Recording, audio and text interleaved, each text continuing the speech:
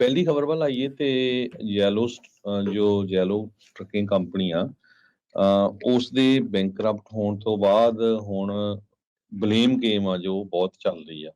ਬਹੁਤ ਸਾਰੀਆਂ ਕੰਪਨੀਆਂ ਜਾਂ ਲੋਕ ਇਹ ਸੋਚ ਰਹੇ ਆ ਵੀ ਇੱਕ ਪਾਸੇ ਤਾਂ ਇਹ ਆ ਵੀ ਦੇਖੋ 2022 ਤੱਕ ਜਦੋਂ ਕਰੋਨਾ ਵਾਇਰਸ ਸੀਗਾ ਜਾਂ ਸ਼ੁਰੂ ਹੋਇਆ ਸੀ, ਮੈਜੋਰਟੀ ਚ ਜੋ ਟਰੱਕਿੰਗ ਕੰਪਨੀਆਂ ਸੀਆਂ ਉਹ ਪ੍ਰੋਫਿਟ ਵੱਲ ਜਾ ਰਹੀਆਂ ਸੀ, ਉਹ ਬੂਮ ਕਰ ਰਹੀਆਂ ਸੀ।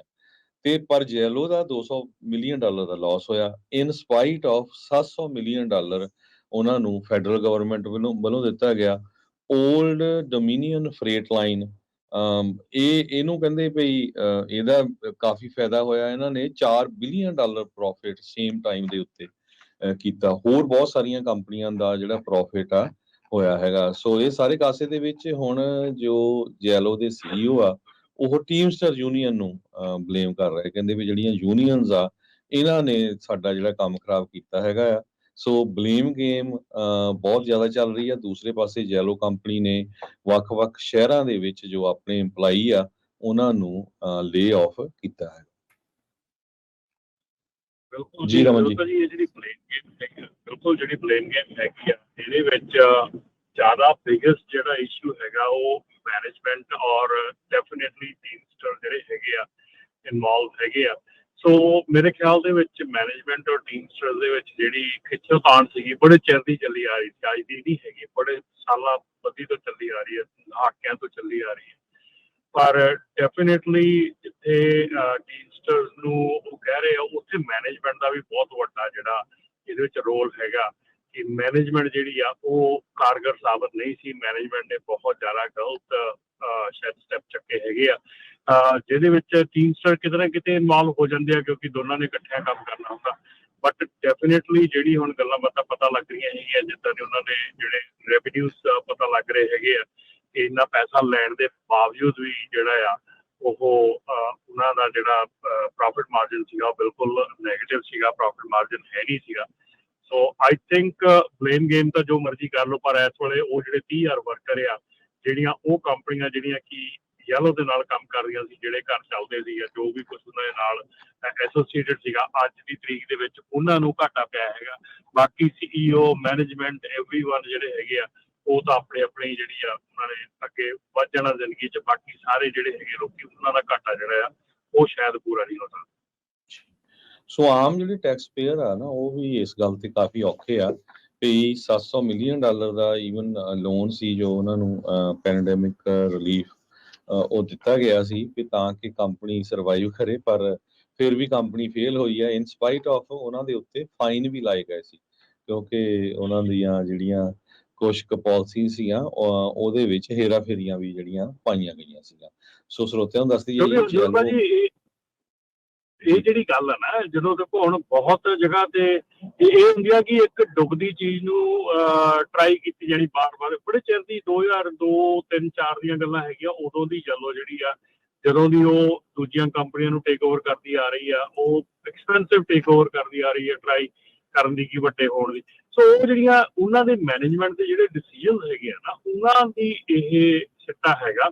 ਔਰ 2020 ਦੇ ਵਿੱਚ ਜਿਹੜਾ ਸੀਗਾ ਉਹ ਟੋਟਲੀ ਜਿਹੜਾ ਸੀਗੀ ਆਪਣੀ ਐਡਮਿਨਿਸਟ੍ਰੇਸ਼ਨ ਸੀ ਉਹਨੂੰ ਇੱਕ ਸਿਰਫ ਡਰਾਵਾ ਦੇ ਕੇ ਕਿ ਉਹਨਾਂ ਨੇ ਜਿਹੜਾ 700 ਮਿਲੀਅਨ ਦਾ ਲੋਨ ਲਿਆ ਸੀਗਾ ਕਿ ਇਹਦੇ ਨਾਲ ਤੁਹਾਡੀ ਜਿਹੜੀ ਆ ਨੈਸ਼ਨਲ ਸਿਕਿਉਰਿਟੀ ਨੂੰ ਖਤਰਾ ਪੈਦਾ ਹੋ ਜਾਣਾ ਕਿਉਂਕਿ ਅਸੀਂ ਡਿਲੀਵਰੀਜ਼ ਨਹੀਂ ਕਰ ਸਕਦੇ।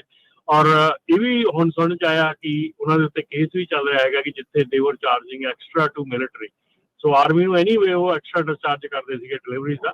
ਸੋ ਇਹ ਕਈ ਚੀਜ਼ਾਂ ਹੈਗੀਆਂ। ਹੁਣ ਅੱਗੇ ਬਲੇਮ ਗੇਮ ਤਾਂ ਠੀਕ ਹੈ, ਚਲੋ ਇਹ ਜਦੋਂ ਵੱਡੀਆਂ ਐਡੀਆਂ ਵੱਡੀਆਂ ਕੰਪਨੀਆਂ ਹੋ ਜਾਂਦੀਆਂ ਨਾ ਉਦੋਂ ਫਿਰ ਉਹਨਾਂ ਦੇ ਵਿੱਚ ਮਿਸਮੈਨੇਜਮੈਂਟ ਜਿਹੜੀ ਹੈ ਨਾਰਮਲ ਹੋ ਜਾਂਦੀ ਹੈ। ਜੀ ਜੀ ਬਿਲਕੁਲ। ਸੋ ਇਹ ਸਾਰੀਆਂ ਚੀਜ਼ਾਂ ਜਿਹੜੀਆਂ ਉਹ ਨਾਲ ਦੇ ਨਾਲ ਪੈਰਲਲੀ ਜਿਹੜੀਆਂ ਉਹ ਚੱਲ ਰਹੀਆਂ। ਇੱਦਾਂ ਹੀ ਹੁੰਦਾ ਆ ਹਰਜੋਤ ਜੀ, ਰਮਨ ਜੀ, ਜਦੋਂ ਥੱਲੇ ਨੂੰ ਜਾਂਦੇ ਹੁੰਦੇ ਤੇ ਫਿਰ ਲੱਭਣਾ ਤਾਂ ਹੁੰਦਾ ਹੀ ਆ ਵੀ ਕਿਹਦੇ ਤੇ ਭਾਂਡਾ ਜਿਹੜਾ ਆ ਉਹ ਭੰਨਿਆ ਜਾਵੇ। ਤੇ ਜਦੋਂ ਚੜ੍ਹਾਈ ਕਰ ਰਹੇ ਹੁੰਦੇ ਉਦੋਂ ਕਹਿੰਦੇ ਵੀ ਨਹੀਂ ਸ਼ਾਬਾਸ਼ੀ ਸਿਰਫ ਮੇਰੇ ਹਿੱਸੇ ਆਉਣੀ ਚਾਹੀਦੀ ਆ। ਇਹ ਅਕਸਰ ਹੀ ਆਪਾਂ ਇਹ ਦੇਖਦੇ ਹਾਂ। ਤੇ ਉੱਦਾਂ ਰਮਨ ਜੀ ਰੇਟਸ ਦੇ ਵਿੱਚ ਕੋਈ ਆਪਾਂ ਨੂੰ ਹਿਲਜੁਲ ਨਜ਼ਰ ਆ ਰਹੀ ਆ ਜਾਂ ਉਹ ਪਿਛਲੇ ਵੀਕਸ ਦੇ ਵਾਂਗੂ ਉੱਦਾਂ ਹੀ ਚੱਲ ਰਹੇ ਆ ਜੀ?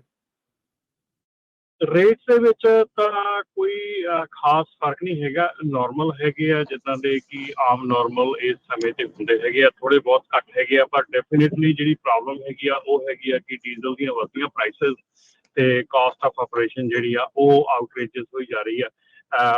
ਵਾਲਮਾਰਟ ਵੱਲੋਂ ਅਨਾਉਂਸ ਕੀਤਾ ਗਿਆ ਕਿ ਉਹਨਾਂ ਦਾ ਜਿਹੜਾ ਸੈਕੰਡ ਕੁਆਟਰ ਹੈਗਾ ਉਹ ਕਾਫੀ ਸਟਰੋਂਗ ਗਿਆ ਹੈਗਾ ਆ, ਕਾਫੀ ਵਧੀਆ ਗਿਆ ਹੈਗਾ ਸੇਲ ਦੇ ਵਿੱਚ। ਸੋ ਇਹ ਚੀਜ਼ਾਂ ਜਿਹੜੀਆਂ ਆ ਪੋਜ਼ਿਟਿਵਿਟੀ ਵੱਲ ਕਰਨੀਆਂ ਹੈਗੀਆਂ, ਉੱਥੇ ਟਾਰਗੇਟ ਦੀਆਂ ਸੇਲ ਜਿਹੜੀਆਂ ਉਹ ਨਰਮ ਰਹੀਆਂ ਹੈਗੀਆਂ। ਸੋ ਇਸ ਕਰਕੇ ਜਿਹੜਾ ਅਜੇ ਵੀ ਮਿਕਸ ਹੈਗਾ ਆ, ਪਰ ਇਸ ਵੇਲੇ ਡੈਫੀਨੇਟਲੀ ਜਿਹੜੀ ਬੈਕਹਾਲ ਹੈਗੀ ਆ ਕੈਲੀਫੋਰਨੀਆ ਨੂੰ, ਜਿਹੜੀ ਕਿ ਕੈਲੀਫੋਰਨੀਆ ਈਸਟ ਟੂ ਵੈਸਟ ਬੈਕਹਾਲ ਹੈਗੀ ਆ, ਉਹ ਬਹੁਤ ਜ਼ਿਆਦਾ ਕਮਜ਼ੋਰ ਹੈਗੀ ਆ। ਉਹਦੇ 'ਚ ਬਹੁਤ ਜ਼ਿਆਦਾ ਡਾਊਨ ਹੈਗਾ। ਮੈਂ ਕਈ ਕੰਪਨੀਜ਼ ਦੇ ਨਾਲ ਕੱਲ੍ਹ ਬੈਠਿਆ ਦੇਖਿਆ ਤੇ ਜਿਹੜੇ ਲੋਡਸ ਹੈਗੇ ਆ ਬਹੁਤ ਚੀਪ ਲੋਡ ਅਬਾਊਟ $10 ਨੂੰ ਬੈਕਹਾਲ ਜਿਹੜੀ ਚੱਲ ਰਹੀ ਆ ਉਹ ਬਹੁਤ ਜ਼ਿਆਦਾ ਹੀ ਖਰਾਬ ਹੈਗੀ ਆ। ਪਰ ਜਾਣ ਨੂੰ ਮਿਲਦੇ ਆ, ਚਲੋ ਬੰਦਾ ਕਹਿੰਦਾ $1 20 ਸੈਂਟ ਜਾਂ $1.5 ਨੂੰ ਵਾਪਸ ਆ ਜਾਂਦਾ, ਠੀਕ ਆ। ਪਰ ਜਦੋਂ ਇੱਧਰੋਂ ਜਾਣ ਨੂੰ ਵੀ $2.5 ਮਿਲ ਰਿਹਾ ਤੇ ਉੱਧਰੋਂ ਆਉਣ ਨੂੰ $1.25 ਵੀ ਨਹੀਂ ਮਿਲ ਰਿਹਾ, ਤੇ ਫਿਰ ਆਈ ਡੋਂਟ ਥਿੰਕ ਸੋ ਕਿ ਉਹ ਵਰਥ ਇਟ ਹੈਗਾ ਆ। ਆਪਰੇਸ਼ਨਲੀ ਜਿਹੜਾ ਆ ਇਸ ਵੇਲੇ ਬੜਾ ਔਖਾ ਹੋਇਆ ਪਿਆ ਕੰਪਨੀਆਂ ਲਈ। ਬੈਂਕਸ ਵੀ ਬਹੁਤ ਸਟ੍ਰਿਕਟ ਹੋਏ ਆ। ਜਿਹੜੀਆਂ ਲੇਟ ਪੇਮੈਂਟਸ ਹੈਗੀਆਂ, ਬਹੁਤ ਲੋਕਾਂ ਦੀਆਂ ਲੇਟ ਪੇਮੈਂਟਸ ਜਿਹੜੀਆਂ ਚੱਲ ਰਹੀਆਂ ਹੈਗੀਆਂ, ਉਹਨਾਂ ਦੇ ਉੱਤੇ ਵੀ ਬੈਂਕ ਜਿਹੜੇ ਇਸ ਵੇਲੇ ਕਾਫੀ ਜਿਹੜੇ ਸਟ੍ਰਿਕਟ ਹੋਏ ਪਏ ਆ ਕਿ ਬੈਂਕਸ ਵਗੈਰਾ ਜਿਹੜੇ ਆ ਉਹ ਰੀਚ ਆਊਟ ਕਰ ਰਹੇ ਆ ਕਸਟਮਰਸ ਨੂੰ। ਸੋ ਡੈਫੀਨੇਟਲੀ ਸਿਚੁਏਸ਼ਨ ਕੋਈ ਇੰਨੀ ਵਧੀਆ ਨਹੀਂ ਹੈਗੀ ਜੇ ਆਪਾਂ ਗੱਲ ਕਰੀਏ।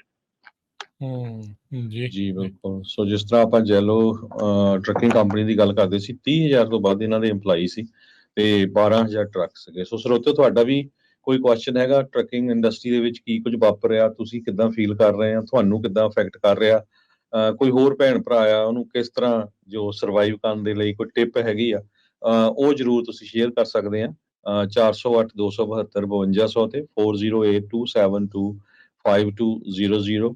ਸੋ ਇੱਕ ਤਰ੍ਹਾਂ ਦੇ ਨਾਲ ਫਰੇਟ ਰਿਸੈਸ਼ਨ ਆਲਰੇਡੀ ਚੱਲ ਰਿਹਾ ਹੈਗਾ। ਜੈਲੋ ਜੋ ਆ ਆਲਰੇਡੀ ਇਹਨੂੰ ਅਸਰ ਹੋ ਗਿਆ ਇਹਦੇ ਉੱਤੇ, ਤੇ ਉਸ ਤੋਂ ਪਹਿਲਾਂ ਕਈ ਹੋਰ ਕੰਪਨੀਆਂ ਜਿਹੜੀਆਂ ਬੰਦ ਹੋ ਚੁੱਕੀਆਂ ਤੇ ਜੋ ਜਿੱਦਾਂ ਰਮਨ ਜੀ ਹੁਣ ਦੱਸ ਹੀ ਰਹੇ ਆ ਵੀ ਜੋ ਕੁਛ ਇੱਥੇ ਹੋ ਰਿਹਾ ਆ, ਤਾਂ ਇਵੈਂਚੁਅਲੀ ਪਤਾ ਨਹੀਂ ਕਿੱਧਰ ਨੂੰ ਜਿਹੜੀ ਇਹ ਗੱਲ ਜਾਣੀ ਹੈਗੀ ਆ।